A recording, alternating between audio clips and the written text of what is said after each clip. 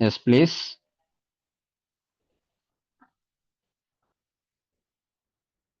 அந்த முன்னாடி பார்த்தது வந்து தனித்தனியான சிஸ்டம் அப்படின்னு நம்ம நினைச்சோம்.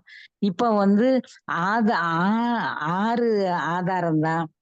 7வது வந்து அந்த தனியா இருக்கு அப்படிங்கிற அந்த ஃபேக்ட்ன்னு தெரிஞ்சுச்சு. அதே சமயத்துல இந்த மூலாதாரம் சரி பண்ணா மட்டும் நம்ம வாழ்க்கையே, நம்ம உடம்பே, உடம்பு, அறிவு, மனது எல்லாமே சமநிலைக்கு வந்துரும்.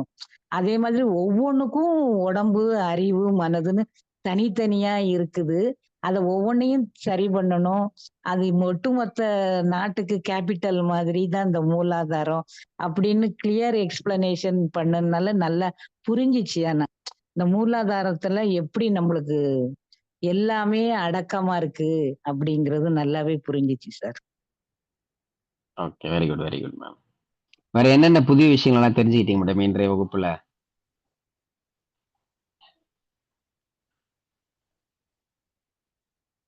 இன்னைக்கு கிளாஸ பொறுத்தளவுல நம்ம இதுவரைக்கும் மூலாதாரம்னா அப்போ ரெட் கலர் தான். அந்த இப்ப வந்து நீங்க டிஃபரெண்டா அந்த ஒயிட் கலரு அப்படின்னீங்க. அதே மாதிரி அம் இப்போ நம்ம ஒட்டுமொத்த உடம்புன்னு எடுத்துக்கிட்டோம்னா, அந்த மூலாதாரத்துல இருந்து நம்ம வந்து எப்படி நம்ம டிஃபரெண்ட் ஆகுது.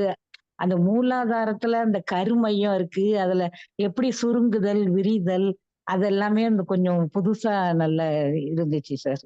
இந்த இதுவரைக்கும் நம்ம வந்து அந்த சுருங்குதல், விரிதல் அப்படின்னு இல்லாம இருந்து அப்படி அத கண்டுபிடிக்கல. ஆனா இப்ப வந்து அது சுருங்குது, விரியுது. அப்போ அந்த அமாவாசை, அந்த பௌர்ணமி அந்த மாதிரி புதுசா அந்த அ என்விரான்மென்டலோட கனெக்டடா இருந்துச்சு. அமாவாசை, பௌர்ணமி, ஜென்ஸுக்கு எப்படி எந்த சைடு, லேடீஸுக்கு இடது சைடு, அப்புறம் மேலிருந்து கீழ, கீழிருந்து மேல, அதெல்லாம் வந்து புது ஐடியாவா இருந்துச்சு சார். ம், ம், ம், ம், ம். Thank you ma'am. Thank you. Thank you so எஸ். மச்.